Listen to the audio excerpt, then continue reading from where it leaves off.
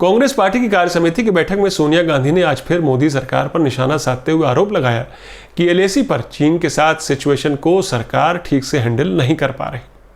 राहुल गांधी ने तो सरकार पर सवालों की झड़ी लगा दी थी और नरेंद्र मोदी को सरेंडर मोदी कह दिया था। मोदी सरकार और बीजेपी को यह कतई अच्छा नहीं लग रहा कि चीन के साथ जो मौजूदा तकरार है और गलवान घाटी में जवानों की शहादत को लेकर कांग्रेस पार्टी सरकार से सवाल पूछ रही। बीजेपी तो कांग्रेस पर आरोप लगा रही कि वो भारतीय सेना का मनोबल तोड़ रही। बीजेपी कांग्रेस की देशभक्ति पर ही सवाल खड़ा कर रही। लेकिन एक बात यहां पर आपसे मैं पूछता हूं, बल्कि सोचिए कि जब बीजेपी विपक्ष में थी तो चीन पर उसका क्या रवैया होता था? क्या वो चुपचाप बैठी रहती थी, कोई आवाज नहीं उठाती थी, सरकार को चेतावनी नहीं देती थी? क्या वो सरकार से सवाल नहीं पूछती थी? बिल्कुल ऐसा ही करती थी, बल्कि इससे भी ज्यादा। और ये जानने और समझने के लिए आपको आज मैं फ्लैशबैक पे ले चलूंगा 2004 और 2014 के दौर में, ये 10 सालों के दौर में, जब यूपीए की सरकार थी और मनमोहन सिंह प्रधानमंत्री थे। और मुख्य विपक्षी पार्टी कौन थी? बीजेपी। और वो सरकार से चीन, सरहद पर घुसपैठ और पाकिस्तान के मसले पर ठीक वैसे ही सवाल पूछती थी जैसे कांग्रेस सरकार से आज सवाल पूछ रही है। और इन 10 सालों में चीन के मुद्दे पर बीजेपी ने राजनीतिक प्रस्ताव पास किया। चीन के मुद्दे पर पार्टी ने सरकार से व्हाइट पेपर की मांग की। व्हाइट पेपर यानी सरहद पर चीन के साथ जमीनी हकीकत का लेखा जोखा, सरकारी लेखा जोखा। यही नहीं बल्कि चीन के लगातार घुसपैठ की कोशिशों के बीच नितिन गडकरी की अध्यक्षता में बीजेपी पार्टी सांसदों और दूसरे नेताओं की 5 सदस्यीय टीम बनाकर लद्दाख भेजती है। बॉर्डर पर वहां जाइए और थ्रेट परसेप्शन, हमें चीन से क्या वाकई डर है, किस तरह का डर है, क्या है जमीनी हकीकत, ये पता करके आइए, रिपोर्ट तैयार कीजिए।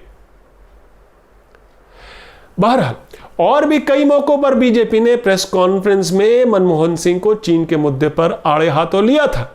सरकार पर सवाल उठाए थे कि क्या मनमोहन सरकार भारत की अखंडता यानी टेरिटोरियल इंटीग्रिटी बचाए रखने में सक्षम है? सोचिए, आज यही सवाल अगर कांग्रेस पूछती है तो उसको क्या कहा जाएगा, किस तरह के आरोप विपक्षी पार्टियों पर लगाए जाएंगे। और ये सब जानने के लिए कि आखिर बीजेपी का क्या रवैया था, आपको और कहीं और जाने की जरूरत नहीं, बल्कि बीजेपी की ही वेबसाइट खंगालनी पड़ेगी, bjp.org, जहां आपको पार्टी के कई वरिष्ठ नेताओं के चीन पर उस समय की मनमोहन सरकार के खिलाफ कई तीखे बयान मिल जाएंगे, बाकायदा प्रेस विज्ञप्ति के साथ। आज वही पार्टी यानी बीजेपी विपक्षी नेता को चीन पर सवाल पूछने के लिए गद्दार बोल रही। नमस्कार, मैं हूं आपका न्यूज़बाज प्रभात शुंगलू। मेरा आज का सवाल, क्या सरकार को चीन के मुद्दे पर देश के सामने सही तस्वीर रखनी चाहिए? अपने जवाब हां या ना में जरूर दीजिएगा। लेकिन कांग्रेस के वरिष्ठ नेता और पूर्व केंद्रीय मंत्री पी चिदम्बरम का एक ऑब्जर्वेशन है जो यहां रखना जरूरी है। इससे पहले कि मैं आगे बढ़ूं, चिदम्बरम का कहना है कि हां, कांग्रेसी सरकार के दौर में भी चीन घुसपैठ की कोशिश करता रहा है। दबंगई तो वो शुरू से दिखाता रहा है, सालों से, मगर हमारे इलाके पर भी कभी कब्जा नहीं कर पाया। इस दौर में 2004 से 2014 के बीच में चिदम्बरम बोल रहे हैं। और ना ही यूपीए सरकार के दौर में भारतीय सेना का कोई जवान सरहद पर चीनी सेना से मुठभेड़ या हिंसा में शहीद हुआ। कल बीजेपी अध्यक्ष जेपी नड्डा ने कहा था कि कांग्रेस के कार्यकाल में 2010 से 2013 के बीच 600 बार चीनी सेना ने भारत में घुसने की कोशिश की। चिदम्बरम ने कहा कि पिछले 5 सालों में यानी 2015 से लेकर अब तक मोदी सरकार के कार्यकाल में चीन ने ऐसी लगभग 2200 कोशिशें की हैं, उससे भी ज्यादा, यानी घुसपैठ करने की इन 5 सालों में। क्या नड्डा पीएम से यह सवाल पूछने की जरूरत करेंगे? चिदम्बरम पूछ रहे हैं। यानी राष्ट्रवाद का तकाजा देकर बीजेपी कांग्रेस को तो कटघरे में खड़ा कर रही, जबकि मौजूदा चीन क्राइसिस के मद्देनजर मोदी सरकार पर यह इल्जाम लग रहे कि वो झूठ बोलकर सच को दबा रहे। सोचिए, अगर कांग्रेस या दूसरी विपक्षी पार्टी आज मोदी सरकार को व्हाइट पेपर जारी करने या बॉर्डर पर टीम भेजती है पार्टी सांसदों की, तो मोदी सरकार और बीजेपी ऐसे लोगों को क्या बोलेगी? क्या देशद्रोही बोलेगी? यही शब्द आया ना आपकी जुबान पर। इससे पहले कि मैं आगे बढ़ूं, आपको यह बता दूं कि चीन और भारत के मिलिट्री कमांडरों के बीच स्टेटस को यानी यथास्थिति बनाए रखने पर बातचीत सोमवार को 11 घंटे चली, मगर अधूरी रही। कि भाई मई से पहले की स्थिति कैसे जल्दी से जल्दी आ जाए, इस पर बातचीत करते हैं। कल अधूरी रही, जारी रहेगी। अब मैं बताता हूं कि आखिर मनमोहन सिंह के प्रधानमंत्री रहते सन 2004 से 2014 के बीच चीन को लेकर बीजेपी का क्या रुख था। और जैसा कि मैंने बताया, ये सारी जानकारी बीजेपी की वेबसाइट पे ही मिलेगी आपको, bjp.org। यानी बीजेपी की वेबसाइट ही बीजेपी की पोल खोल देती है जहां तक चीन को लेकर बीजेपी या तब की बीजेपी जो विपक्ष में थी उसका रुख है। वैसे मोदी के प्रधानमंत्री बनने के बाद आपको मालूम है, सबसे पहले नड्डा जी जो अभी मौजूदा अध्यक्ष हैं बीजेपी के, तब वो महासचिव थे, तो वो किससे मिलते हैं 2014 के जून में? मई में मोदी जी शपथ लेते हैं प्रधानमंत्री के तौर पर, और जून में नड्डा जी मिलते हैं चीन की कम्युनिस्ट पार्टी के एक डेलीगेशन से पार्टी मुख्यालय में। चलिए कोई नहीं, ये तो कर्टिसी कॉल होगी, है ना। 2011 में पार्टी अध्यक्ष नितिन गडकरी चीन की कम्युनिस्ट पार्टी के न्योते पर चीन जाते हैं 4-5 दिनों के लिए। जब चीन के मौजूदा राष्ट्रपति शी जिनपिंग कम्युनिस्ट पार्टी के महासचिव नियुक्त होते हैं, तब बीजेपी इसका स्वागत करती है। ये मैं बात कर रहा हूं 2011 की। और पार्टी अपनी प्रेस रिलीज में कहती है कि वो ऐसे युवा नेता के साथ काम करने और दोनों देशों के बीच संबंधों को मजबूत करने के लिए मिलकर काम करेंगे। शी जिनपिंग के साथ बीजेपी मिलकर काम करेगी, 2011 में पार्टी की प्रेस रिलीज बोल रही।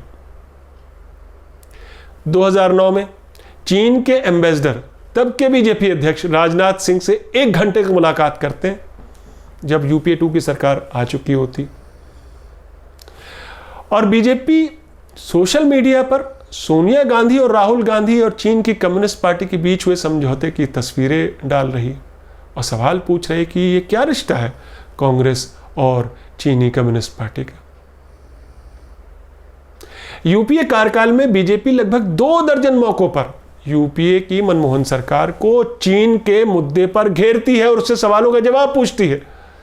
जून 2013 में बीजेपी की राष्ट्रीय कार्यकारिणी यानी नेशनल एग्जीक्यूटिव में सुरक्षा और स्वाभिमान को लेकर बाकायदा एक प्रस्ताव पास होता है, पार्टी पास करती है। इस प्रस्ताव में पाकिस्तान और चीन के साथ भारत के संबंधों को लेकर हमला बोला जाता है सरकार पर कि दक्षिण के समुद्र में हमारे मछुआरे मारे जा रहे हैं, चीन हमारे इलाके में कई बार घुसपैठ की कोशिश कर चुका है, हाल फिलहाल में तो 19 किलोमीटर घुस आया है और 1 महीने से बैठा है और भारत का अपमान हो रहा है, उसकी जायज़ अथॉरिटी पर सवाल उठ रहे हैं और हमारी सरकार है कि बस लोगों को वही पुरानी घुट्टी पिला रही है। ये प्रस्ताव का हिस्सा बीजेपी के प्रस्ताव का 2013 का। चलिए 4 साल और पीछे चलते हैं। 2009 में जब मनमोहन सिंह दोबारा प्रधानमंत्री बने थे, तब चीन ने धमकी दी थी कि अरुणाचल के मुद्दे को अंतर्राष्ट्रीय फोरम पर उठाएगा। लद्दाख में फिर घुसपैठ की कोशिश भी हुई थी, अगर आपको याद हो। इस पर बीजेपी ने डिमांड की थी कि सरकार देश को कॉन्फिडेंस मिले और जमीनी हकीकत से रूबरू कराए। ठीक वैसे ही जैसा कि आज कांग्रेसी नेता राहुल गांधी और दूसरे विपक्षी नेता भी डिमांड कर रहे हैं।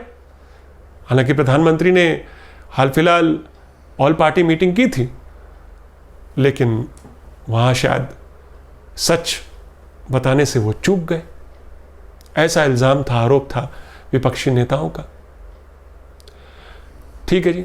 उसके बाद सितंबर 2009 में केंद्रीय मंत्री रविशंकर प्रसाद, जो उस समय बीजेपी प्रवक्ता भी थे, उन्होंने सरकार को फिर चीनी घुसपैठ की याद दिलाए कि पिछले साल यानी 2008 में 233 बार चीन ने घुसपैठ की कोशिश की, LAC का उल्लंघन किया। इसलिए सरकार को व्हाइट पेपर जारी करना चाहिए और भारत चीन रिश्तों और तनावों के मद्देनजर सरहद पर देश की तैयारी का खुलासा करना चाहिए कि हम कितने प्रिपेयर्ड हैं चीन से लोहा लेने के लिए अगर ऐसी कोई नौबत आई तो। बल्कि रविशंकर प्रसाद ने सरकार को इस मुद्दे पर कटघरे में खड़ा करते हुए कहा कि चीन के मुद्दे पर सरकार कतई गंभीर नहीं दिख रही, जबकि सरहद पार से अच्छे संकेत नहीं मिल रहे। सरकार इसे हल्के में ले रही है इस क्राइसिस को। आखिर चीन के साथ भारत के संबंधों की मौजूदा स्थिति क्या है, सरकार बताए। क्या सरकार इसे हैंडल करने में खुद को सक्षम नहीं पा रही? ये बीजेपी सवाल पूछ रही है मनमोहन सरकार से 2009 में। याद रखिएगा, ये 2020 का भारत नहीं है, ये न्यू इंडिया नहीं है। जब सरहद पर लद्दाख में 20 जवानों की शहादत हो जाती है, उसी साल अक्टूबर में यही बीजेपी प्रवक्ता यानी रविशंकर प्रसाद कहते हैं कि लगता है मनमोहन सरकार चीन का दबाव झेल नहीं पा रही। लोगों के मन में संदेह पैदा हो रहा है कि ये सरकार क्या भारत की अखंडता को बरकरार रख पाएगी। सोचिए, लोगों को संदेह पैदा हो रहा है कि क्या ये सरकार भारत की अखंडता को बचा पाएगी, टेरिटोरियल इंटीग्रिटी को बचा पाएगी। आज कांग्रेस सवाल पूछ रही तो ढिंढोरा पीटा जा रहा है कि वो भारतीय सेना के मनोबल को तोड़ रही। यही बीजेपी थी जो नितिन गडकरी की अध्यक्षता में पार्टी के 5 वरिष्ठ नेताओं को एक दल लद्दाख भेजती है कि पता कीजिए कि चीन से आखिर भारत को किस तरह के डर की आशंका है, क्या है जमीनी हकीकत, क्या पीएलए हमारे इलाके में घुस आया है। और ये रिपोर्ट और ये इस दल के अध्यक्ष होते हैं भगत सिंह कोश्यारी, जो आज महाराष्ट्र के गवर्नर हैं। इसी तरह बीजेपी प्रवक्ता तरुण विजय के भी चीन को लेकर मनमोहन सरकार पर लगाए गए कई आरोप आपको बीजेपी के वेबसाइट पर मिल जाएंगे। यानी कुल मिलाकर यह कि आज जो मोदी सरकार और बीजेपी जब चीन के मुद्दे पर घिरी हुई है, 20 जवानों की शहादत पर उसे देश को जवाब देना पड़ रहा है, चीनी कब्ज़ों के आरोपों से घिरी हुई है, तो देश को ज़मीनी हकीकत से रूबरू कराने के बजाय वो, जैसा कि मनमोहन सिंह ने कहा था, क्या वो सच को छुपा रही है झूठ के ज़रिए? क्या वो लोगों को गुमराह कर रही है? मनमोहन सिंह ने तो कहा था कि लोगों को गुमराह करना अच्छी लीडरशिप की पहचान नहीं है। मेरा आज का सवाल मैं फिर दोहराता हूँ, क्या सरकार को चीन के मुद्दे पर देश के सामने सही तस्वीर रखनी चाहिए? अपने जवाब हाँ या ना में ज़रूर दीजिएगा। तो ये थी आज की न्यूज़बाजी। फिर मिलेंगे एक नई न्यूज़बाजी के साथ। तब तक के लिए नमस्कार।